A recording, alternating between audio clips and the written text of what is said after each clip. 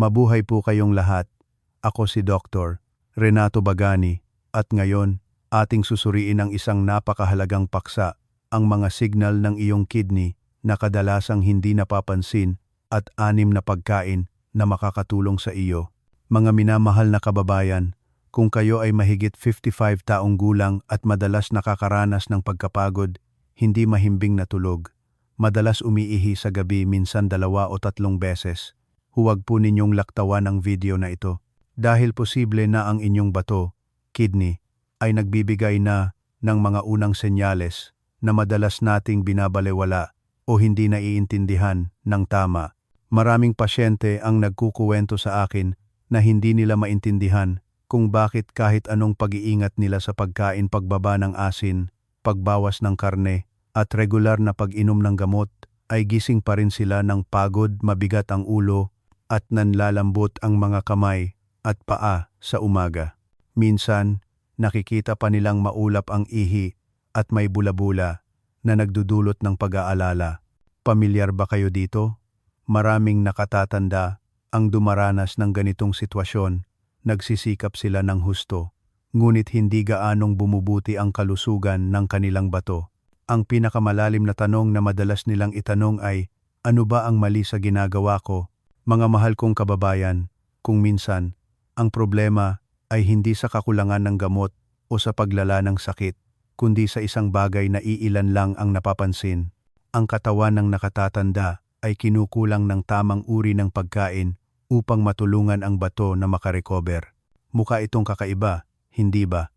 Ngunit sa katotohanan, kapag masyado tayong nagtitipid sa pagkain at sobrang higpit sa dieta, hindi nakakakuha ang katawan ng sapat na malusog na enerhiya. Dahil dito, napipilitan ang bato na magtrabaho ng matagal sa estado ng pagkapagod, at kapag pagod ang bato, madali itong magpabago-bago ng creatinine, mahirap matulog ng mahimbing, at ang katawan ay parang kulang sa sigla. Ang magandang balita ay hindi natin kailangan kumain ng maraming masustansyang pagkain at hindi rin kailangan magbago ng sabay-sabay. Kailangan lang nating dagdagan ng tamang uri ng pagkain na akma sa ating katawan, kainin ito ng regular at moderate, at ang bato ay unti-unting lalakas sa paglipas ng panahon. Sa video na ito, ibabahagi ko sa inyo ang 6 na uri ng pagkain na pamilyar, madaling bilhin, madaling gamitin, at angkop sa mga nakatatanda. Ang espesyal dito ay hindi ninyo kailangan gamitin lahat ng 6. Kailangan lang pumili ng isa na pinakaangkop sa inyong kalagayan upang makatulong na mapawi ang pagkapagod ng bato, maging matatag ang creatinine, at mas maging komportable ang tulog araw-araw.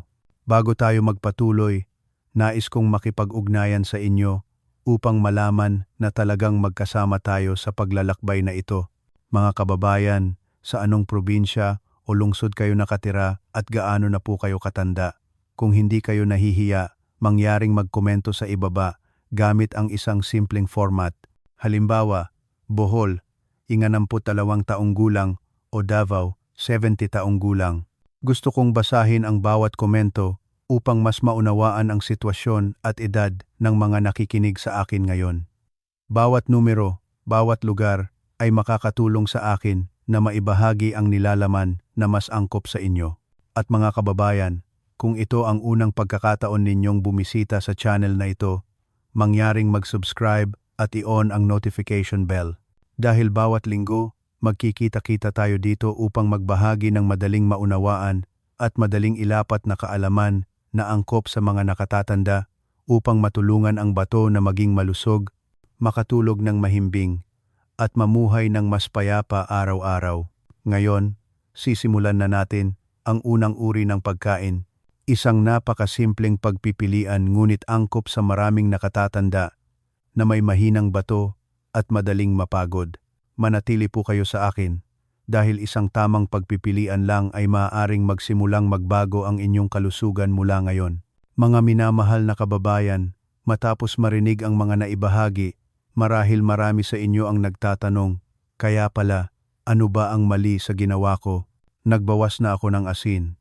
Nagbawas ng protina, nag-ingat na sa pagkain, bakit hindi pa rin bumubuti ang aking bato? Ang tanong na iyan ay totoo, at hindi kayo nagkakamali sa pag-iisip ng ganyan. Dahil mula noon, pinayuhan tayo na kapag mahina ang bato, kailangan magbawas ng pagkain. Kapag tumataas ang creatinine, kailangan kumain ng kaunti, mas simple, mas mabuti. Ngunit mga kababayan, magkaiba ang tamang pagbabawas sa sobrang pagbabawas. At ito ang mahalagang punto na hindi sinasadya ng maraming nakatatanda. Subukan ninyong isipin ito para mas madaling maunawaan. Ang ating bato ay parang isang filter na nagtatrabaho ng ilang dekada. Noong bata pa, malakas ang filter na iyon at kayang tiisin ang malaking presyon. Ngunit sa pagtanda, ito ay nagiging mas sensitibo at mas madaling mapagod. Kung sa panahong ito ay hindi nakakakuha ang katawan ng sapat na malusog na enerhiya, napipilitan ang bato na mag-filter ng dugo sa kalagayan ng kakulangan sa lakas. Ano ang mangyayari kapag nag-filter habang pagod? Nagiging mahina ang daloy ng dugo sa bato, madaling mamaga ang tissue ng bato, madaling magpabago-bago ang creatinine, at ang tao ay laging pagod, hindi mahimbing ang tulog, at mabigat ang pakiramdam sa umaga. Maraming pasyente ang nagsasabi sa akin na konti lang naman ang kinakain ko, bakit pagod pa rin ako? Mga kababayan, hindi laging dahil sa sobrang pagkain ang pagkapagod, kundi madalas dahil sa hindi tamang uri ng pagkain na kailangan ng katawan. Ang katawan ng nakatatanda ay hindi kailangan ng sobra, ngunit hindi rin maaaring kulang ng matagal kapag kinukulang sa tamang uri ng pagkain na nagpapalusog mula sa loob. Magtatrabaho ang bato sa estado ng stress, parang isang taong nagtatrabaho maghapon nang hindi nakakakain ng maayos. Kaya naman, sa halip na itanong kung ano pa ang babawasan, dapat nating itanong ang mas mahalagang katanungan, anong uri ng pagkain ang kinukulang ng aking katawan upang makarecover ang bato? At ito ay napakahalagang punto, mga kababayan. Hindi kailangan ng nakatatanda na kainin ang lahat ng bagay na sinasabing mabuti para sa bato. Bawat tao ay may magkakaibang katawan, magkakaibang pangunahing problema. Mayroong pagod na pagod sa araw, mayroong madalas umiihi sa gabi, mayroong pabago-bago ang creatinine, mayroong konti lang ang kinakain, ngunit bloated pa rin at hirap sa pagtunaw. Kaya naman, kailangan lang pumili ng isang uri ng pagkain na angkop sa kanilang problema, kainin ng regular at moderate, at magkakaroon ang bato ng pagkakataong magpahinga at unti-unting gumaling. Sa susunod na bahagi, ibabahagi ko sa inyo ang 6 na uri ng pagkain na pamilyar. Ngunit bawat isa ay angkop sa iba't ibang uri ng mahinang bato. Hindi ninyo kailangan tandaan lahat at hindi rin kailangan gamitin lahat.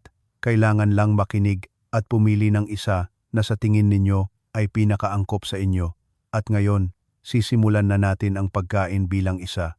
Isang pagpipilian na madaling tunawin at lalong angkop sa inyong pakiramdam na pagod, madaling ma-overload ang bato kahit anong pag-iingat sa pagkain. Manatili po kayo sa akin dahil maaaring isang maliit na pagbabago lang ay sapat na upang magsimulang bumuti ang inyong kalusugan. Pagkain BLG 1. Lugaw na brown rice.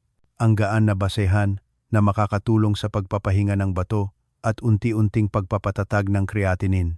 Mga minamahal na kababayan, ang unang pagkain na nais kong ibahagi ngayon ay hindi mahal at hindi rin ito isang magic medicine. Ito ay walang iba kundi ang lugaw na brown rice, isang napakapamilyar na pagkain na madalas nating hindi naiintindihan at nagagamit ng mali, na nagiging dahilan upang hindi mapakinabangan ng maraming nakatatanda ang tunay nitong benepisyo sa bato. Maraming pasyente ang nagsasabi sa akin na matigas ang brown rice, mahirap kainin.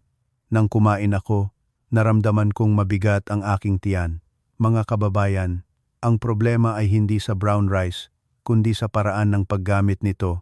Kapag naluto ng tama at sapat ang lambot, ang brown rice ay nagiging isa sa pinakamagaan na carbohydrates para sa bato ng mga nakatatanda. Subukan ninyong isipin ito para mas madaling maunawaan. Ang ating bato ay hindi lamang nag-filter ng toxins, kundi kailangan din nitong iproseso ang mga produkto ng metabolismo mula sa pagkain. Kung kumakain tayo ng carbohydrates na masyadong mabilis ma-absorb, at biglang tumataas ang blood sugar, kailangang magtrabaho ng mas matindi ang bato upang ayusin ito. Samantala, ang lugaw na brown rice ay nagbibigay ng enerhiya ng dahan-dahan at patuloy. Ang katawan ay may matatag na supply ng gasolina at hindi kailangang magpakahirap ang bato sa pagproseso. Dahil dito, mas madaling mapanatili ang creatinine sa matatag na antas. Isa pang napakahalagang punto, mga kababayan, ang brown rice ay naglalaman ng maraming natural na soluble fiber na nakakatulong sa pagpapanatili ng dumi sa bituka. Kapag hindi bumabalik sa dugo ang toxins, hindi na kailangang mag-filter muli ang bato. Ito ang dahilan kung bakit maraming tao matapos kumain ng brown rice ng tama ay nakakaranas ng mas kaunting pagkapagod, mas malinaw na ihi, at unti-unting nawawala ang pakiramdam ng bigat sa umaga. Naalala ko ang isang 63 taong gulang na tatay na nagbahagi sa akin noon. Dati, takot ako sa brown rice. Akala ko para lang sa may diabetes. Pero simula nang kumain ako ng lugaw na brown rice para sa tanghalian, gumaan ang pakiramdam ko. Hindi na ako pagod sa hapon. Mga kababayan, hindi ito mahika, kundi resulta ng pagpapalusog sa bato gamit ang tamang uri ng enerhiya na kailangan nito. Paano gamitin ang brown rice para sa kidney health? Magluto ng malabnaw na lugaw na brown rice. Lutuin ng sobrang lambot.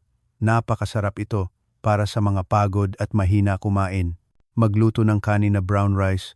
Haluan ng puting bigas sa ratio na 1:1 para mas madaling matunaw.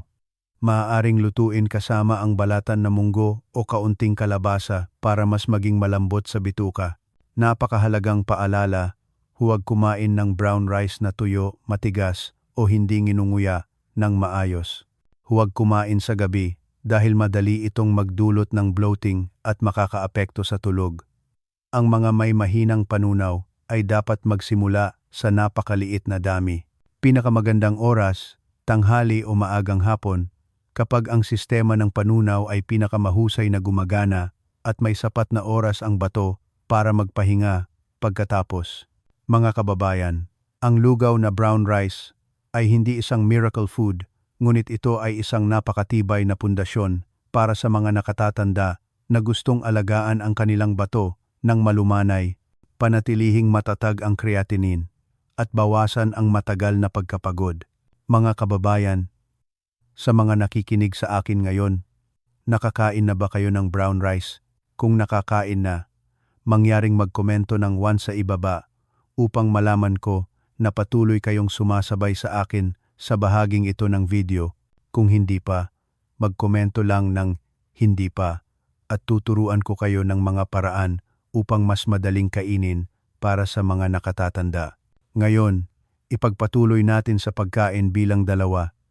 Isang pagpipilian na napakaangkop sa mga madalas pagod sa hapon at madaling bumaba ang enerhiya kahit konti lang ang kinakain. Manatili po kayo sa akin dahil bawat pagkain ay may sariling papel at maaaring ang susunod na uri ang siyang pinakakailangan ng inyong katawan sa ngayon. Pagkain Belge. 2. Tokwa. Pinapanatili ang sapat na lakas ng katawan nang hindi ino-overload ang bato. Mga minamahal na kababayan, maraming nakatatanda ang nagsisimulang mag-alala kapag naririnig ang salitang protina. Nag-aalala sila na kailangang mag-filter ng mas matindi ang bato. Nag-aalala na tumataas ang creatinine. Nag-aalala sila dahil pinayuhan sila na bawasan ang protina para ligtas. Ngunit mga kababayan, ang pagbabawas ng protina ay hindi nangangahulugang hindi na kailangan ang protina. Ang problema ay nasa maling pagpili ng uri ng protina at hindi ang protina mismo ang masama. Kaya naman, nais kong ipakilala sa inyo ang tokwa, isang napakagaan at malambot na mapagkukunan ng protina na angkop sa maraming nakatatanda na nakakaranas ng matagal na pagkapagod ngunit takot kumain ng karne o isda. Subukan ninyong pansinin, maraming nakatatanda ang masyadong nag-iingat sa pagkain gulay at malabnaw na lugaw lang bawat kainan, ngunit laging nanlalambot ang katawan. Konting lakad lang, pagod na. Pagdating ng hapon, pagod na, wala nang lakas. Mga kababayan, iyan ay senyales na kinukulang ang katawan sa magaan na protina para sa muling pagbuo. Kapag kinukulang sa protina, humihina ang kalamnan, nagiging mahina ang sirkulasyon ng dugo, bumababa rin ang daloy ng dugo sa bato, at kapag mahina ang daloy ng dugo sa bato, mas napapagod ito. Ang tokwa ay may malaking kalamangan dahil malambot ang istruktura nito, madaling matunaw, at unti-unting inaabsorb ng katawan, hindi lumilikha ng maraming basura na kailangang i-filter ng matindi ng bato. Kung ihahambing sa mabibigat na protina ng hayop, ang tokwa ay parang isang mabuting kaibigan, nagbibigay ng sapat na lakas sa katawan nang hindi pinapahirapan ang bato. Maraming tao matapos magdagdag ng tokwa sa kanilang pagkain ay nagbahagi sa akin na hindi ko maintindihan kung bakit pagkatapos lang magdagdag ng isang mangkok ng tokwa, gumaan ang pakiramdam ko, hindi na ako pagod sa hapon. Mga kababayan, kapag may sapat na magaan na protina ang katawan, mas mahusay na napapalusog ang mga tissue, madaling humuhupa ang maliliit na pamamaga at mula doon, mas nagiging matatag ang creatinine at unti-unting nababawasan ang matagal na pagkapagod. Sino ang angkop para sa tokwa? Mga nakatatanda na pagod, ngunit takot kumain ng karne o isda. Mga mahina kumain, madaling mabusog. Mga sumusubaybay sa creatinine at gustong magdagdag ng ligtas na protina. Paano gamitin ang tokwa para sa kidney health? Tokwa soup na may green leafy vegetables, magaan at madaling tunawin. Steamed tokwa na may kaunting light soy sauce. Tokwa lugaw para sa mga bagong pagod o mahina kumain. Maaaring lutuin kasama ang straw mushrooms o oyster mushrooms upang mapahusay ang lasa at manatiling magaan sa bato. Mahalagang paalala, huwag iprito o igisa ng maraming mantika. Huwag kumain ng sobrang dami sa isang kainan. Kalahati hanggang isang maliit na bowl lang bawat kainan ay sapat na. Pinakamagandang oras, tanghali o maagang hapon, upang magkaroon ng lakas ang katawan at hindi makakaapekto sa tulog sa gabi. Mga kababayan, ang tokwa ay hindi agad-agad nagpapalakas ng bato, ngunit nakakatulong ito na magkaroon ng sapat na lakas ang katawan upang unti-unting makarecover ang bato. Minsan, ang mahinang bato ay hindi dahil sa sobrang pagtatrabaho, kundi dahil wala ng sapat na lakas ang katawan upang suportahan ang bato. Mga kababayan, sa mga nakikinig sa akin ngayon, madalas ba kayong kumain ng tokwa? Kung oo, mangyaring magkomento ng 2 sa ibaba upang malaman ko na patuloy kayong sumasabay sa bahaging ito ng video. Kung hindi pa, magkomento lang ng hindi pa at magbibigay ako ng karagdagang suhestyon sa madaling paraan ng pagkain na angkop sa mga nakatatanda. Ngayon, ipagpatuloy natin sa pagkain bilang 3, isang pagpipilian na napakaangkop sa mga madalas umiihi sa gabi, hindi mahimbing ang tulog, at gising ng pagod sa umaga. Manatili po kayo sa akin dahil baka isang maliit na pagbabago lang ang susunod na piece na nawawala para sa inyong kalusugan. Pagkain BLG 3. Nilagang kalabasa. Nakakatulong sa mahimbing na tulog, binabawasan ang pag-ihi sa gabi, at pinapakalma ang pagod na bato. Mga minamahal na kababayan, kung sa 3 grupo ng mga nakatatanda sa ibaba ay nakikita ninyo ang inyong sarili sa hindi bababa sa isa, mangyaring makinig ng mabuti sa bahaging ito. Madalas gumising sa gabi upang umihi ng 2 o higit pang beses. Hindi mahimbing ang tulog, madaling magising at pagod pa rin sa umaga. Hindi gaanong kumakain, ngunit mahina pa rin ang katawan, madaling manghina. Maraming pasyente na nasa ganitong sitwasyon ang iniisip na dahil matanda na sila, wala na silang magagawa. Ngunit mga kababayan, ang pagtanda ay hindi nangangahulugang kailangan ninyong magkaroon ng hindi mahimbing na tulog bawat gabi. Maraming kaso ang sanhi ay ang pagkapagod ng bato at pantog, at ang katawan ay kinukulang ng isang uri ng pagkain na nakakatulong sa pagpapahinahon mula sa loob. At ito ang dahilan kung bakit nais kong ipakilala sa inyo ang nilagang kalabasa, isang napakapamilyar na pagkain, ngunit lalong angkop sa mga nakatatanda na madalas umiihi sa gabi at mahina ang tulog. Ang kalabasa ay may natural na tamis, medyo mainit ang likas na katangian, at napakadaling tunawin. Kapag naluto ng sobrang lambot, nagbibigay ang kalabasa ng banayad na enerhiya, hindi pinapainit ang katawan o pinasisigla ang pantog na magtrabaho ng labis sa gabi. Isa pang napakahalagang punto, mga kababayan, nakakatulong ang kalabasa na patatagin ang enerhiya sa hapon at gabi. Kapag hindi biglang bumababa ang lakas ng katawan sa gabi, mas magiging kalmado ang nervous system at hindi rin patuloy na kokontrata ang pantog. Dahil dito, unti-unting nababawasan ang bilang ng pag-ihi sa gabi. Maraming pasyente ang nagbahagi sa akin na, dati, bawat gabi, pagod na pagod ako, hindi mahimbing ang tulog. Simula nang kumain ako ng lugaw na kalabasa sa hapon, mas madali na akong makatulog sa gabi at mas kaunti na ang pag-ihi ko. Mga kababayan, iyan ay napaka-natural na reaksyon ng katawan kapag napapalusog ng tama. Kapag mas mahimbing ang tulog, saka lang talaga nakakapagpahinga at nakaka-recover ang bato. Sino ang angkop para sa kalabasa? Mga nakatatanda na madalas umiihi sa gabi. Mga hindi mahimbing ang tulog, madaling magising. Mga pagod na pagod sa hapon at gabi. Mga mahina kumain, ngunit kailangan pa rin ng magaan na enerhiya. Paano gamitin ang kalabasa para sa kidney health? Malabnaw na lugaw na kalabasa, napakasarap kainin sa hapon. Nilagang kalabasa na may kaunting luya para magpainit sa tiyan. Steamed kalabasa, kainin ng konti sa tanghalian. Maaaring lutuin kasama ang tokwa upang maging mas malambot at masustansya. Mahalagang paalala. Huwag kumain ng kalabasa na pinrito ng maraming mantika. Huwag kumain ng sobrang dami sa isang kainan. Ang mga may diabetes ay dapat kumain ng kaunti lang at subaybayan ang kanilang katawan.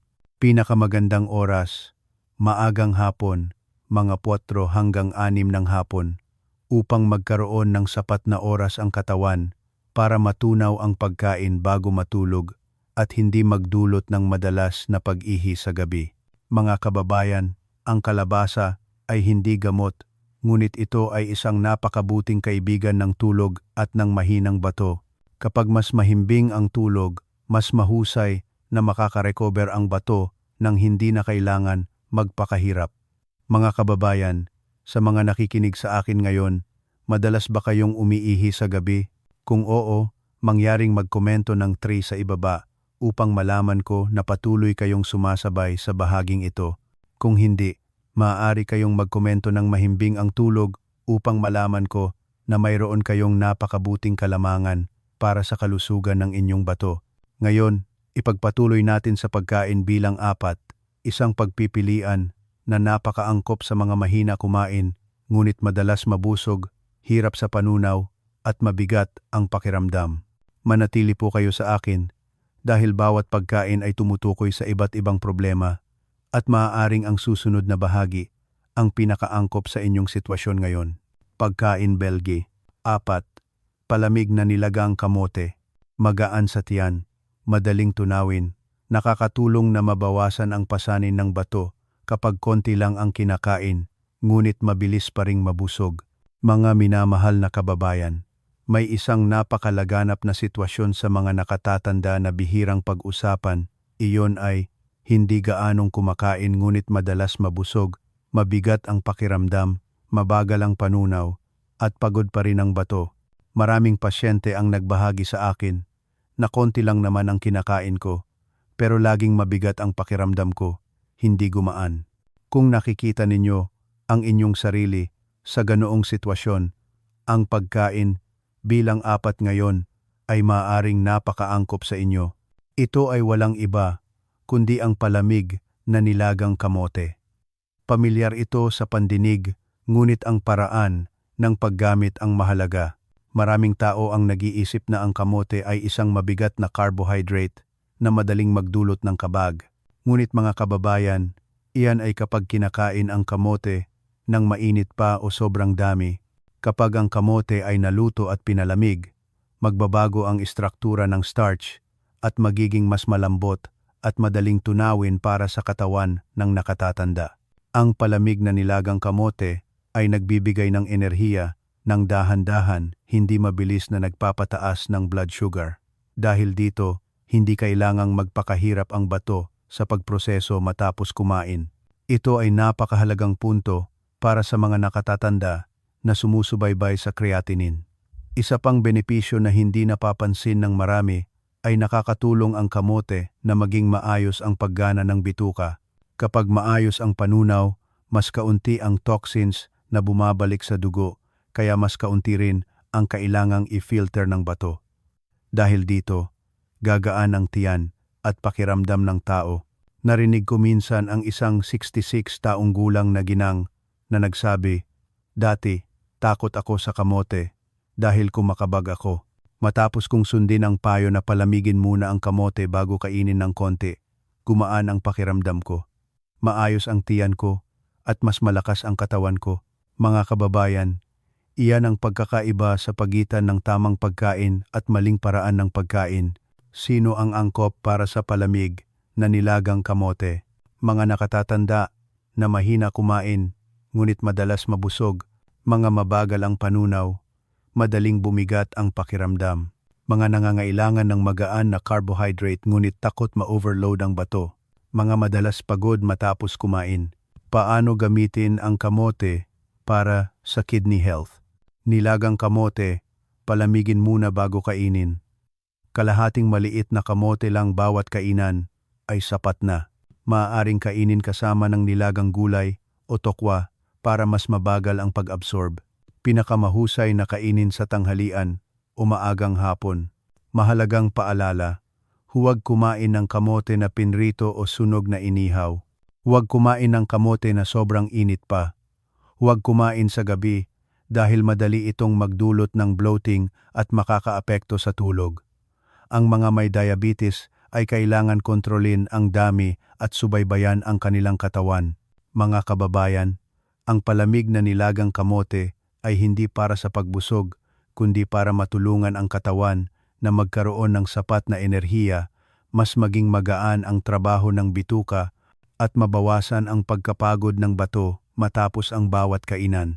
Mga kababayan, sa mga nakikinig sa akin ngayon, madalas ba kayong kumakabag matapos kumain? Kung oo, mangyaring magkomento ng 4 sa ibaba upang malaman ko na patuloy kayong sumasabay sa bahaging ito ng video.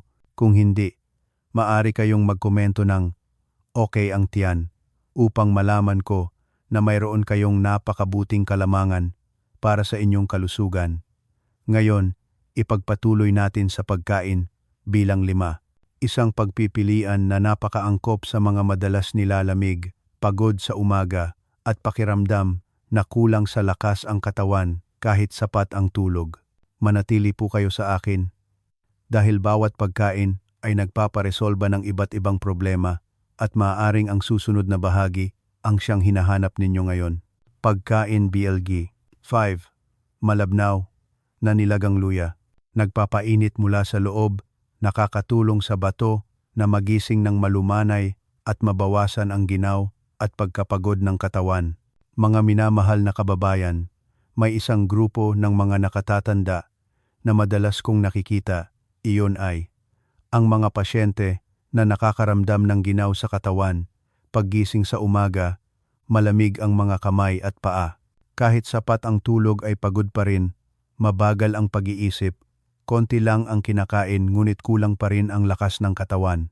Kung nakikita ninyo ang inyong sarili sa ganoong sitwasyon, posible na ang katawan ay nilalamig mula sa loob, at kapag malamig ang katawan, mas mabagal at hindi gaanong epektibo ang pagtatrabaho ng bato.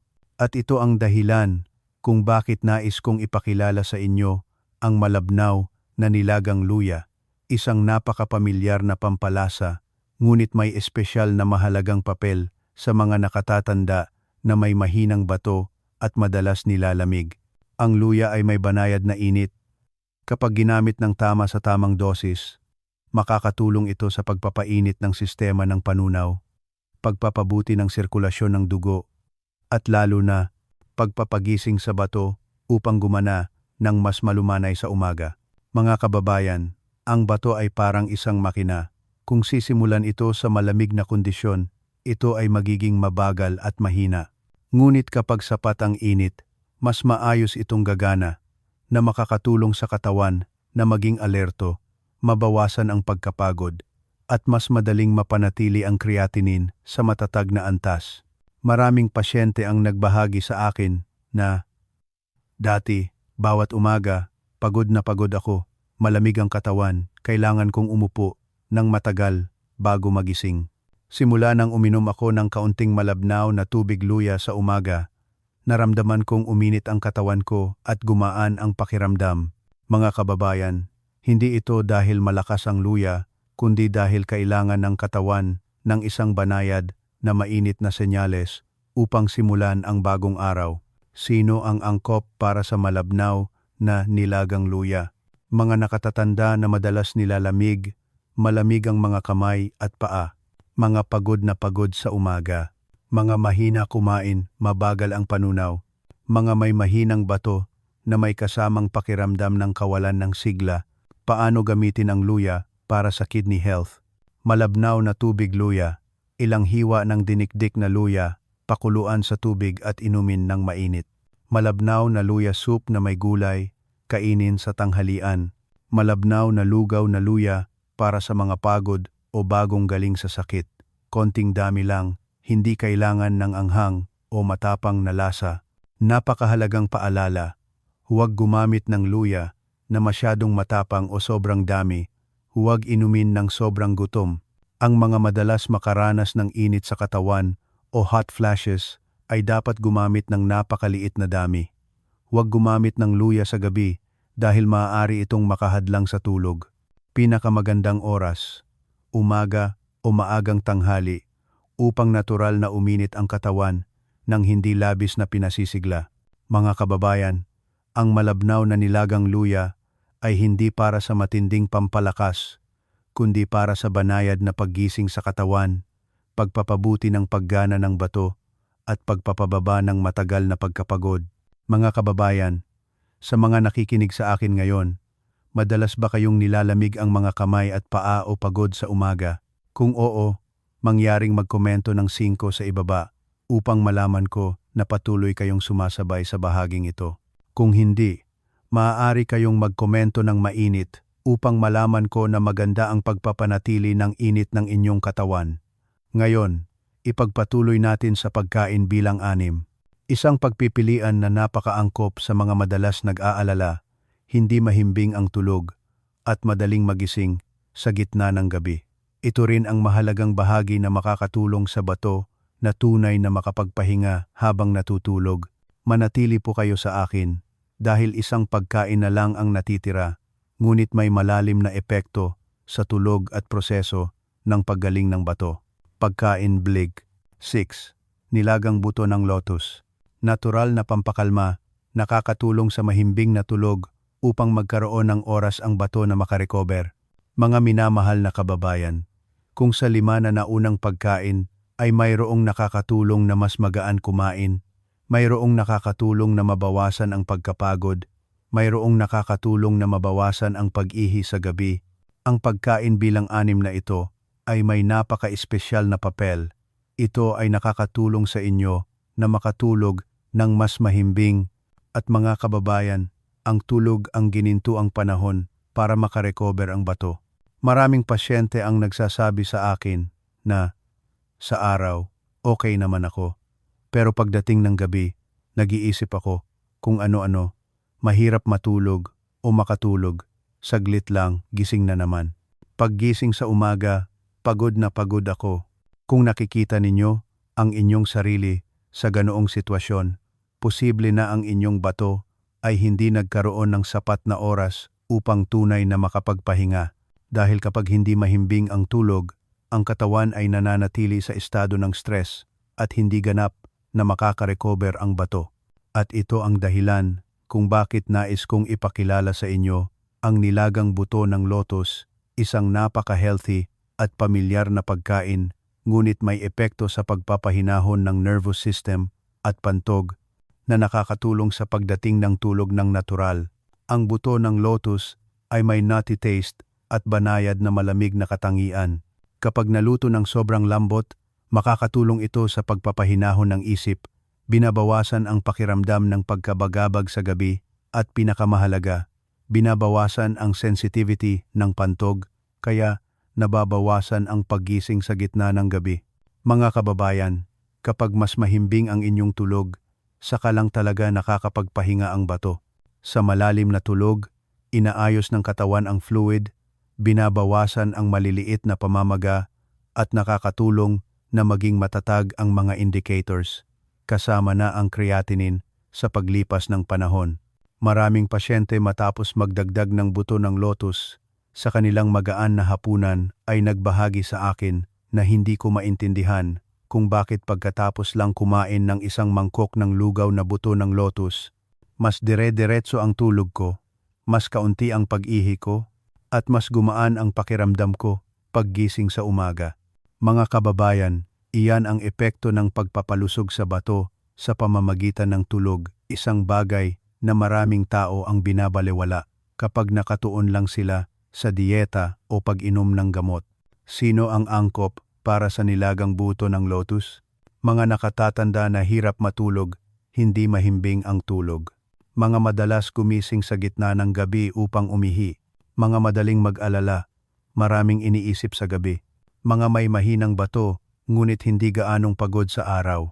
Paano gamitin ang buto ng lotus para sa kidney health? Malabnaw na lugaw na buto ng lotus, kainin sa gabi. Lotus seed soup na may gulay, kainin ng maaga bago matulog. Steamed buto ng lotus, kainin ng konti sa hapon. Maaaring lutuin kasama ang kalabasa o tokwa para mas maging malambot at masustansya. Mahalagang paalala, huwag kumain ng sobrang dami ng buto ng lotus sa isang kainan. Huwag gamitin ng sobrang gabi, malapit sa oras ng tulog. Ang mga madaling nilalamig ang tiyan ay maaaring magdagdag ng ilang manipis na hiwa ng luya kapag nagluluto ng buto ng lotus. Kailangan lutuin ng sobrang lambot ang buto ng lotus upang maiwasan ang hirap sa panunaw. Pinakamagandang oras, maagang gabi, mga 5 hanggang 6 ng hapon, upang matunaw ang pagkain at dumating ang tulog ng natural, nang hindi mabigat ang pakiramdam. Mga kababayan, ang nilagang buto ng lotus ay hindi agad-agad nagpapalakas ng bato sa isang gabi, ngunit nakakatulong ito na lumikha ng pinakamahalagang kondisyon para makarecover ang bato. Iyon ay isang mahimbing at payapang tulog. Mga kababayan, sa mga nakikinig sa akin hanggang sa bahaging ito, madalas ba kayong hirap matulog o gumising sa gitna ng gabi? Kung oo, mangyaring magkomento ng sais sa ibaba upang malaman ko na patuloy kayong sumasabay sa akin hanggang sa huling pagkain. Kung hindi, maaari kayong magkomento ng mahimbing ang tulog upang malaman ko na mayroon kayong napakalaking kalamangan para sa kalusugan ng inyong bato. Mga minamahal na kababayan, sa puntong ito, marahil marami sa inyo ang nagtatanong, kaya pala, sa 6 na pagkain na nabanggit, alin ang pinakamabuti para sa akin? At mga kababayan, ito ang pinakamahalagang punto na nais kong bigyang diin. Hindi ninyo kailangan kainin lahat ng 6. Hindi gusto ng katawan ng nakatatanda ang biglaang pagbabago, kundi ang regular at malumanay na pagkain. Ang bawat pagkain sa 6 na nabanggit ay idinisenyo para sa iba't ibang kondisyon. Kailangan lang pumili ng isang uri na pinakaangkop sa inyong katawan sa kasalukuyan. Regular na kainin sa loob ng ilang linggo at mararamdaman ninyo ang pagbabago. Ngayon, tutulungan ko kayong pumili ng mabilis at tama. Napakadaling tandaan. Kung pagod na pagod kayo sa araw, madaling manghina, piliin ang pagkain Belge. 1. Lugaw na brown rice. Ito ay nakakatulong sa katawan na magkaroon ng mabagal at matatag na enerhiya, nagpapalusog sa bato mula sa pundasyon at hindi nagpapabago-bago ng creatinine. Kung konti lang ang kinakain ninyo, ngunit mahina pa rin ang katawan, takot sa protina, piliin ang pagkain BLG. 2. Tokwa. Ito ay magaan at malambot na protina, nakakatulong sa katawan na magkaroon ng lakas upang hindi kailangang magpakahirap ang bato ng mag-isa. Kung madalas kayong umiihi sa gabi, hindi mahimbing ang tulog, piliin ang pagkain Belge. 3. Nilagang kalabasa. Nakakatulong ang kalabasa na patatagin ang enerhiya sa gabi binabawasan ang pagpapasigla sa pantog at nakakatulong sa mahimbing na tulog upang magkaroon ng oras ang bato na makarecover. Kung hindi gaanong kumakain, ngunit madalas mabusog, mabigat ang pakiramdam, piliin ang pagkain BLG. 4. Palamig na nilagang kamote. Nakakatulong ito sa mas magaan na panunaw, binabawasan ang toxins na bumabalik sa dugo, at mas kaunti ang kailangang i-filter ng bato. Kung madalas kayong nilalamig, pagod sa umaga, piliin ang pagkain BLG at malabnaw na nilagang luya. Nagpapainit ito sa katawan ng malumanay, nakakatulong sa bato na gumana ng mas maayos sa simula ng araw. Kung hirap kayong matulog o madalas gumising sa gitna ng gabi, piliin ang pagkain BLG. 6. Nilagang buto ng lotus. Nakakatulong ito sa natural na pagpapahinahon, binabawasan ang pag-ihi sa gabi, at lumilikha ng kondisyon para makarecover ang bato habang natutulog. Mga kababayan, isang tamang pagpipilian lang, hindi kailangan ng marami. Regular na kainin ang isang uri sa loob ng 2 hanggang 3 linggo at pakinggan ang inyong katawan. Mas mahimbing ba ang tulog? Mas gumaan ba ang pakiramdam? Nabawasan ba ang bilang ng pag-ihi sa gabi? Kung nakakita kayo ng pagbuti kahit kaunti, ipagpatuloy lang. Kung hindi pa malinaw, saka lang mag-isip na magpalit sa ibang uri at hindi dapat kumain ng maraming uri ng sabay-sabay. Ngayon, ibabahagi ko sa inyo ang mga gintong prinsipyo sa pagkain upang kahit isa lang ang inyong kinakain, may iwasan ninyo ang mga pagkakamali na nagpapapagod sa bato sa halip na nagpapalakas. Manatili po kayo sa akin dahil ang bahaging ito ng mga prinsipyo ang susi upang hindi masayang ang lahat ng inyong pagsisikap. Mga minamahal na kababayan, sa puntong ito, marahil marami sa inyo ang nag-iisip. Mukhang makatuwiran naman ito, ngunit mayroon pa bang kailangan tandaan sa ganitong pagkain? Baka mali ang ginagawa ko at mas mapagod ang bato? Ang tanong na iyan, mga kababayan, ay tama at napaka-praktikal dahil ang tamang pagkain lang ay hindi sapat. Kailangan ding kumain ng tama upang magkaroon ng pagkakataon ang bato na unti-unting lumakas. Maraming tao ang nagsasabi sa akin na, kinakain ko na rin ang mga pagkaing ito, bakit hindi gaanong bumubuti ang pakiramdam ko? Ngunit nang tanungin ko ng mas detalyado, nalaman ko na ang problema ay hindi sa pagkain, kundi sa paraan ng kanilang pagkain araw-araw. Kaya naman, sa bahaging ito, nais kong ibahagi sa inyo ang ilang napakasimpleng prinsipyo na kung gagawin ng tama, kahit isang pagkain lang, malaki na ang maitutulong para sa bato. Una sa lahat, mga kababayan, takot ang bato sa biglaang pagkain. Maraming pasyente ang may ugaling kung minsan ay kumakain ng marami, kung minsan naman ay hindi kumakain, o kapag nakakita ng magandang pagkain, ay kumakain ng sobrang dami. Ngunit hindi ito gusto ng bato. Gusto ng bato ang konti lang, ngunit regular araw-araw, parang pagdidilig ng halaman. Kung sapat lang ang ididilig araw-araw, mas matagal itong mabubuhay. At isa pang bagay, subukan ninyong isipin. Kapag sobrang gutom o sobrang pagod tayo at kumain, gagaan ba ang pakiramdam natin? Kadalasan, hindi. Sa oras na iyon, madaling mabusog ang tiyan, mabagal ang panunaw, lumilikha ng maraming basura, at sa huli, ang bato ang kailangang mag-filter ng lahat. Kaya naman, kung pagod na pagod kayo, uminom lang kayo ng kaunting maligamgam na tubig, magpahinga ng ilang minuto bago kumain. Kahit konti lang, magpapasalamat ang bato sa inyo para dito. Mga minamahal na kababayan, ang panunaw ng nakatatanda ay hindi na kasing bilis ng kabataan. Kaya naman, ang pagkain na niluto ng malambot at malabnaw ay laging mas mabuti kaysa sa tuyo at matigas.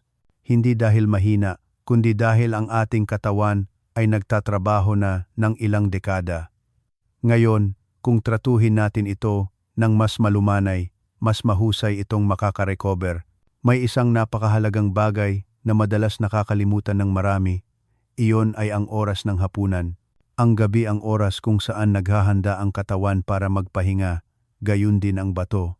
Kung kumain tayo ng sobrang lapit sa oras ng tulog, kailangang magtrabaho muli ang pantog, kailangang mag-filter muli ang bato. paano tayo makakatulog ng mahimbing, hindi ba? Kaya naman, kumain ng mas maaga upang gumaan ang tiyan at pakiramdam at mas natural na darating ang tulog. At mga kababayan, nais kong ulitin ang isang napakahalagang bagay. Hindi ninyo kailangan kainin lahat ng 6 na uri ng pagkain. Ang bawat uri ay mabuti, ngunit kung sabay-sabay kakainin, hindi makaka-adjust ang katawan at mas mapapagod pa ang bato. Kailangan lang ng isang uri na pinakaangkop sa inyo, regular na kainin sa loob ng 1 o 2 linggo at obserbahan ang inyong katawan. Mas mahimbing ba ang tulog? Mas gumaan ba ang pakiramdam paggising sa umaga? Nabawasan ba ang bilang ng pag-ihi sa gabi?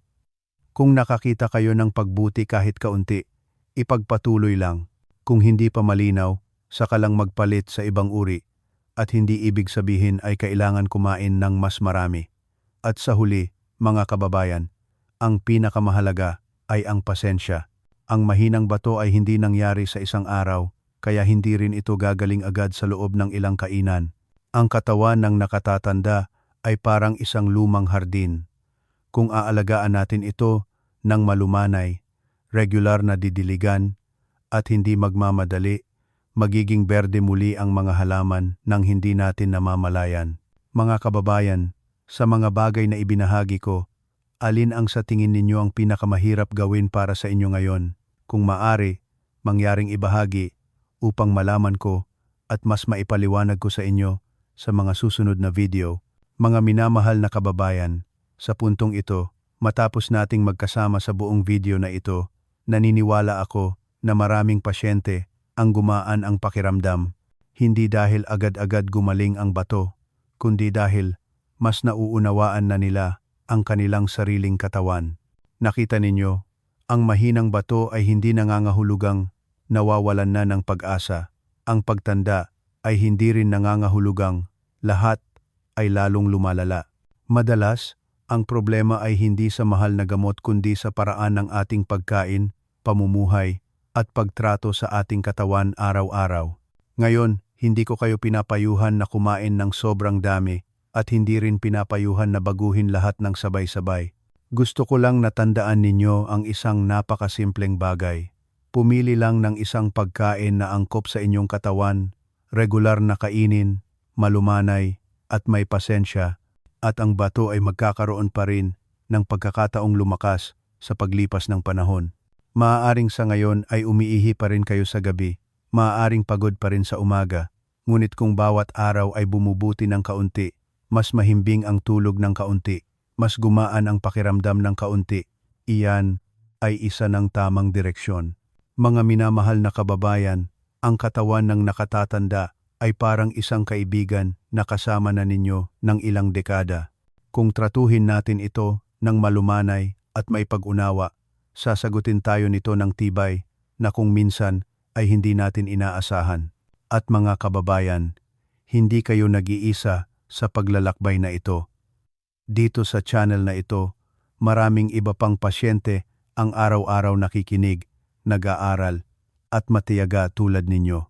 Kung sa tingin ninyo ay nagbigay sa inyo ng kaunting pag-asa, kaunting bagong kaalaman o simpleng pakiramdam na may nakikinig at sumasabay sa inyo ang video na ito, mangyaring mag-subscribe at i-on ang notification bell. Bawat linggo, magkikita-kita tayo dito upang magbahagi ng madaling maunawaan, madaling gawin, na makakatulong sa bato na maging malusog, makatulog ng mahimbing, at mamuhay ng mas payapa sa mga darating na taon. At kung nakinig kayo hanggang sa huling minuto na ito, mangyaring mag-iwan ng salamat o isang maliit na tuldok sa ibaba upang malaman ko na narito pa rin kayo, matiyaga, at naniniwala na ang kalusugan ay maaring mapabuti mula sa napakasimpleng bagay. Nais kong hilingin sa inyo na laging maging malakas, mas masarap kumain bawat araw, mas mahimbing ang tulog bawat gabi, at laging payapa ang puso. Magkikita-kita tayo sa susunod na video, okay po?